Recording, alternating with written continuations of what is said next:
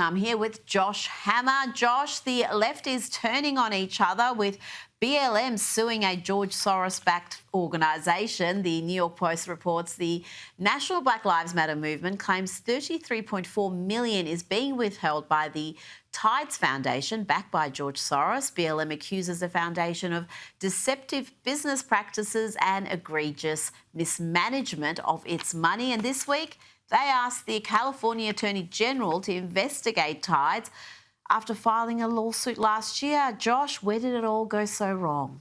Well, you know, Rita, they always say the revolution always eats its own, right? I mean, this is kind of leftism 101, really. I mean, we see this time and time again, how the various parts of this leftist coalition, this intersectional coalition of aggrieved interests. I mean, they oftentimes, not all times, they pretty much always will ultimately end up warring against each other. I mean, you know, let's kind of take a similar example to kind of paint this image a little more starkly there.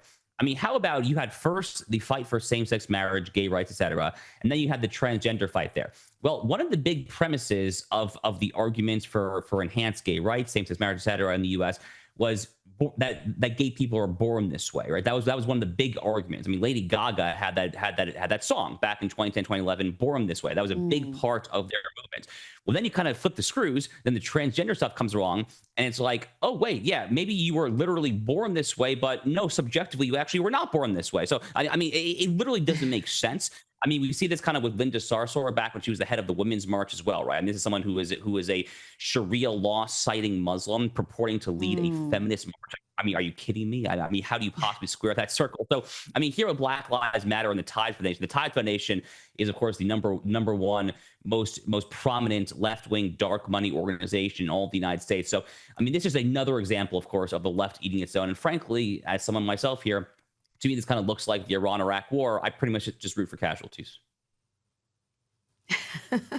Now, Donald Trump has another win, this time against Google, or YouTube to be precise, owned by Google.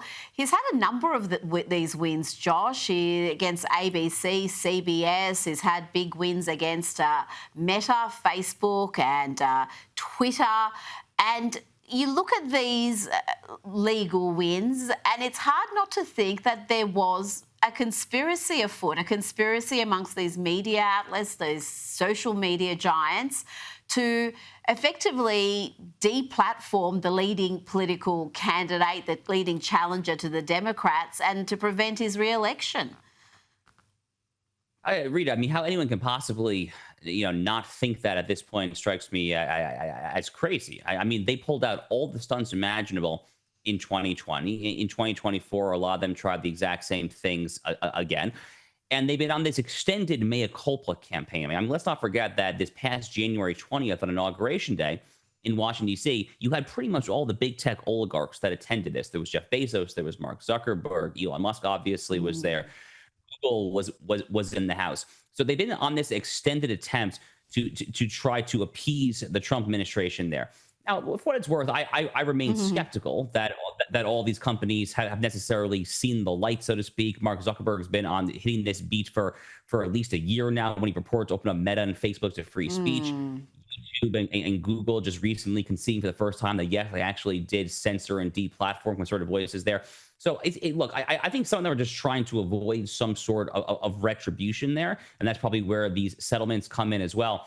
But I guess I would encourage my fellow conservatives to not be so easily bought out. I mean, don't be so easily duped here. The mere fact that they are coming to the negotiating table, whether it is defamation lawsuits, whether it is conceding that, yeah, they actually did really censor and deplatform here, that doesn't mean that these C-suite, left-wing, Silicon Valley, Birkenstock-wearing freaky CEOs, it doesn't mean that they actually have had a genuine change of heart and that they are suddenly joining Team Civilizational Sanity against the forces of civilizational arson. I personally don't buy it for a second. So, you know, I mean, trust but verify, they say. In this case, I don't particularly trust, but I'm definitely verifying.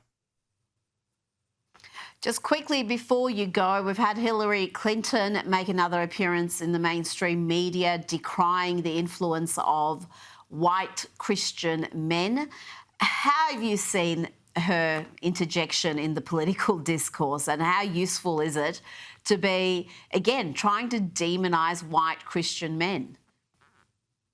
Well, that's what the Democrats do these days, right? I mean, they demonize anyone who does not fit their particular intersectional conception of what it means to be a good American. And white Christian men, white straight Christian men, I guess, are really kind of at the top of the list of someone who check pretty much zero intersectional boxes. They are literally at the bottom of the totem pole when it comes to the left. I mean, I think a relevant question is what the heck is Hillary Clinton doing? I mean, like literally, what is she doing? I mean, what is her purpose at this particular juncture? And I actually do not know what the answer is. I mean, I guess in theory she might be looking for yet another book deal. I mean, God knows what she could possibly write about that would entertain a single human being at this point. There, she's basically said everything platitudinous and vapid under the sun already at this point. There. But I guess the Clintons at this point, Rita, just have an insatiable desire to be in the public light.